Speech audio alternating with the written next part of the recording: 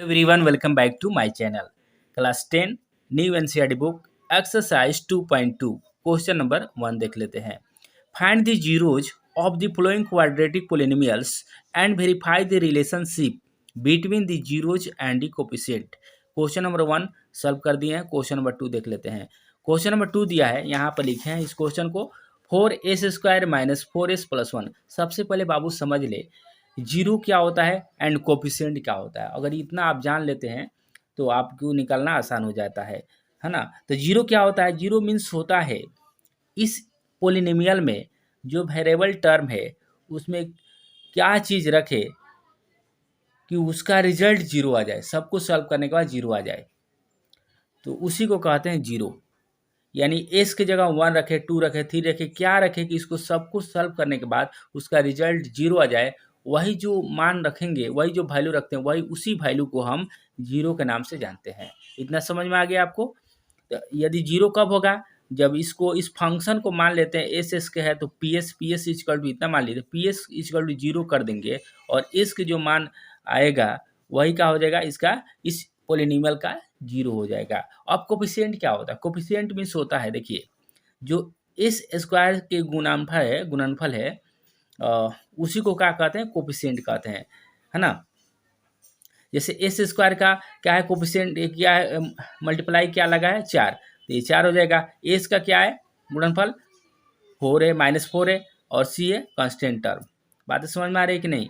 इसी को कोफिशिएंट कहते हैं. माने एस स्क्वायर से किससे गुना हुआ है?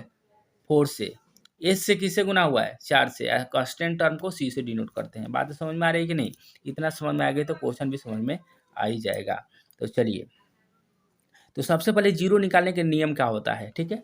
इसको जीरो कैसे निकालते हैं? तो सबसे पहले मान लेते हैं इसलिए 4s² minus 4s plus 1 equal to हम जीरो मान लेते हैं, है ना. ये कैसे निकलेगा? क्वाड्रेटिक इक्वेशन का वेरिएबल मान कैसे निकलेगा? एक छोटा सा ट्रिक होता है, एक छोटा सा नियम होता है. आप नियम जान लेंगे तो ये क्वेश्चन आपके लिए आसान हो जाएगा. ये नियम ये देखिए हम आपको समझाने के लिए यहाँ पे लाए हैं. जैसे यही क्वेश्चन है 4s² माइनस 4s प्लस 1. इसमें हमें एस के वैल्यू निकालना है. तो नियम क्या होता है याद रखिएगा. नियम यही होता है जो मैक्सिमम डिग्री वाला जो होता है वह कांस्टेंट दोनों को मल्टीप्लाई करते हैं. तो यहाँ पे मैक्सिमम डिग्री का है 4s² कांस्टेंट टर्म 1 है, यानी 4 1 जा 4, ये s² 4s² आया. और बीच वाले जो टर्म होते हैं उसको दो भागों में डिवाइड किया जाता है. दो भागों में डिवाइड किसी तरह कीजिए, कम से कम नहीं, दो भाग में डिवाइड करना ही है. दो भाग में डिवाइड करना है, बांटना है. इसको जोड़ने पर आए या घटाने पर आए, इसको जितना मान है उतना आना चाहिए, जोड़ने पर या घटाने पर. -4s है तो -4s को हम दो भाग में कर दिए. मान लीजिए -2s -2s यानी -4s हो गया कि नहीं. इसी प्रकार देखो ये -3s -s ये भी 4s हो गया. अब देखिए -5s प्लस s ये भी हो जाएगा 4s. ये देख -7s प्लस 3s ये भी हो गया. माने बहुत सारे आ सकते हैं, मगर इससे सभी आने से नहीं, सिर्फ एक से मतलब होता है, एक जोड़ा से मतलब होता है. तो एक और शर्त लगता है. शर्त क्या लगता है? दोनों का प्रोडक्ट यानी गुणनफल किसके बराबर आना चाहिए? इसके बराबर आना चाहिए. तो देखिए माइनस माइनस प्लस 2 2 जा 4s² तो जोड़ने या घटाने पर ये, गुना करने पर ये, इसको गुना कर दीजिए. तो ये क्या हो जाएंगे? यहाँ पर गुना किया -3s आई -s तो हो जाएगा माइनस माइनस प्लस आई क्या हो जाएगा 3 का 3 s² सबको गुना करने पर कुछ आ रहा है कुछ और. मगर इसमें देखा जाए कौन मिल रहा है. देखिए जोड़ने या घटाने पर ये भी आ जा रहा है और गुना करने के बाद ये आ जा रहा है. यानी फर्स्ट वाला मेरा क्या है? ये सही है, -2s -2s. तो -2s लिख दीजिए यहाँ पे. तो क्या हो जाएगा 4s² -2s यहाँ पर आ गया -2s प्लस 1 बराबर जो. आपको यदि आपको समझ में नहीं आया तो कमेंट करिएगा. तो अब देखिए यहाँ पर नियम क्या होता है, इसमें और इसमें कॉमन लिया जाता है. इसमें मैक्सिमम कॉमन क्या है? 2 है, 4 नहीं ले सकते हैं. 4 इसी में है, इसमें नहीं है. मैक्सिमम 2 लिया जा सकता है, तो 2 ले लीजिए। इसमें भी एस है, इसमें भी एस है, यहाँ पे 1 है, दोनों में एस एस 1 कॉमन हो सकता है, 2 एस नहीं हो सकता है, 2 एस स्क्वायर नहीं हो सकता है। यानी क्या हो जाएगा, फिर 2 या 2 दो एगो एस हटा दिए तो एगो एस बचेगा, और 2 एस हटा दिए तो सिर्फ क्या बचेगा 1, या -1 कॉमन लीजिए, कुछ नहीं है तो 1 तो कॉमन आ जाएगा, तो 2 एस हो जाएगा।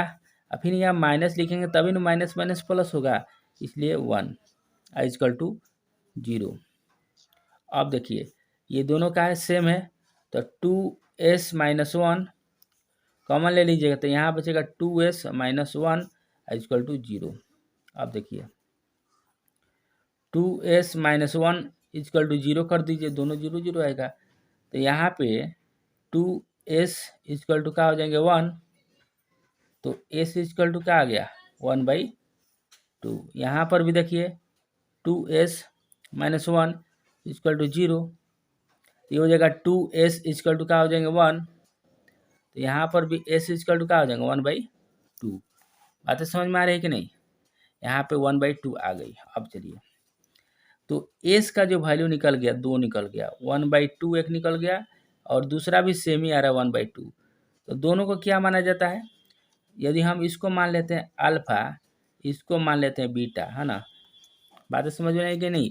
जैसे ये आपको ये समझाएं अल्फा बीटा क्यों माने हैं, देखिए यहाँ पर general form of quadratic polynomial का होता है ax² प्लस bx+c, ठीक है, यानी एक्स स्क्वायर का गुणांक को क्या कहते हैं, ए कहते हैं, एक्स गुणांक को बी कहते हैं, और सी कांस्टेंट टर्म है। अल्फा एंड बीटा इज 0, यानी अल्फा बीटा क्या है, इसमें रखने पर अल्फा का मान और बीटा का मान ये सभी का रिजल्ट क्या कर देगा 0 कर देगा।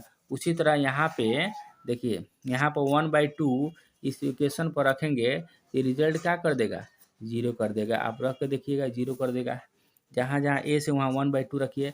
इसमें थोड़ा आप लोग समझ में नहीं आया, दोनों का मान अलग अलग भी आता है, सेम सेम आता है, तो अलग अलग आता तो अल्फा बीटा समझ में आता है, ये अल्फा हो गया ये बीटा हो गया, मगर सेम सेम है, मगर 2 निकला, इसलिए इसे अल्फा माने इसको बीटा मान लिया है, क्योंकि आपको सॉल्व भी करना है, इसको प्रूफ भी करना है, रिलेशनशिप कोफिशिएंट लाना है ना, कोफिशिएंट 0 और कोफिशिएंट के रिलेशनशिप दिखाना है। तो इसके लिए फार्मूला क्या होता है देखिए, तो अल्फा प्लस बीटा बराबर होता है माइनस b/a, यही आपको दिखाना है स्टेप 1 में प्रूफ करके दिखाना है, और स्टेप 2 में आपको दिखाना प्रूफ करना है alpha into beta equal to c/a, इसको आपको दिखाना है, ठीक है।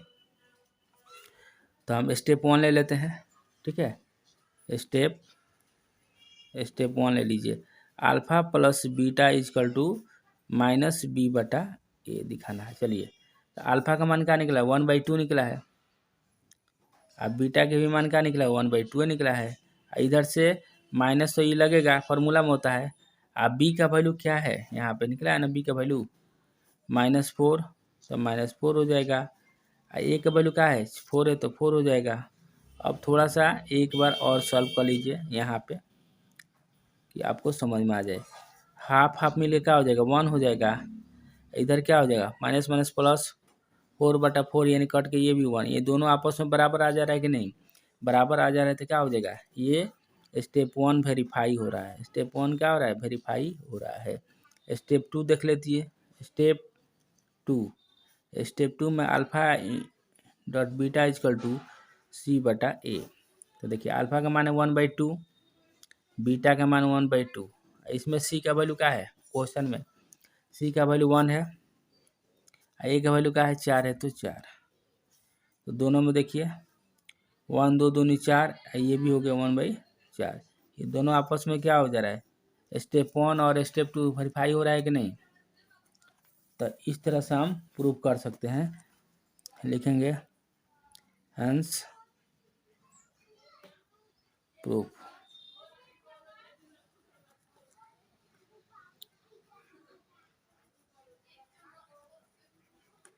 रिलेशनशिप